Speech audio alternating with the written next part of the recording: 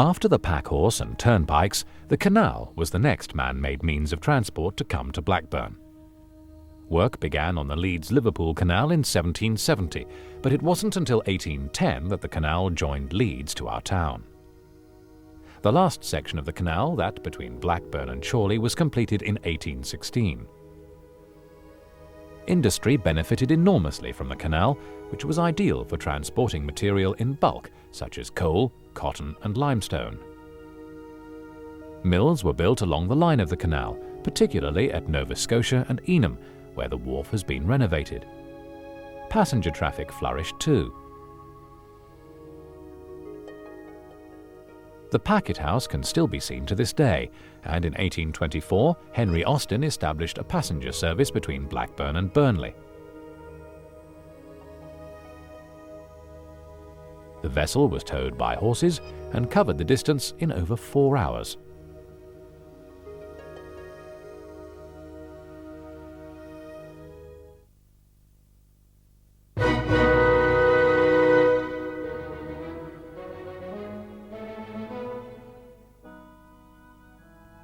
The demise of the canals as a means of transport was started by the railways.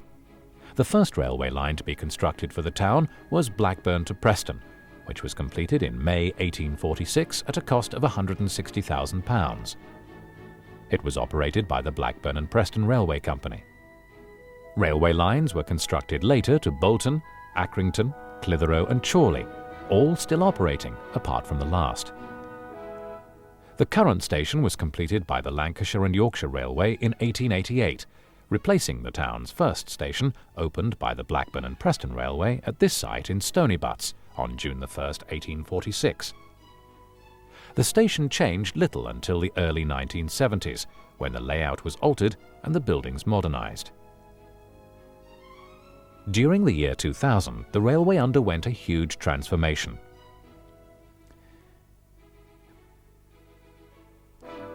After the railways came the trams, and then the buses. In 1885, a London syndicate, by agreement with Blackburn Corporation, began to operate trams in Blackburn. This is Blackburn Corporation Horse Tram No. 22 at Billinge End, terminus of the Salford Bridge to Preston New Road route. The horse tram service commenced in May 1888. In 1898, the undertaking was taken over by the corporation and electrified. The first electric tram ran on the Preston New Road length on March 20, 1899. The last steam tram was withdrawn in 1901.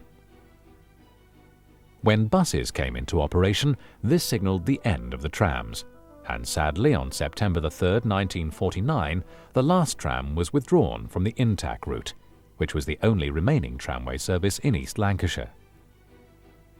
There's one place left where the tram lines can still be seen today, in Symonds Street. But even these are under threat of being taken up. The tram lines led to the stables in the days of horse trams. Hopefully, they'll always remain there. Buses commenced in Blackburn in 1920, with a service to Rishton operated by Kenyon, Coleman and Robinson. Ribble Motor Services soon followed, and Blackburn Corporation was the only operator for the local services. Originally, the buses were green and cream, but when Darwin joined Blackburn for local government purposes in 1974, the new livery reflected both towns, with red roof, green waste panels, and the remainder white. The hub of the railways, the trams and the buses has always been the boulevard, which represented a clever bit of planning when it was created.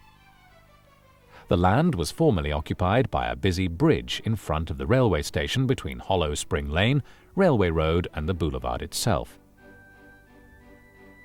In the 1920s, it was an exciting place to be at Easter.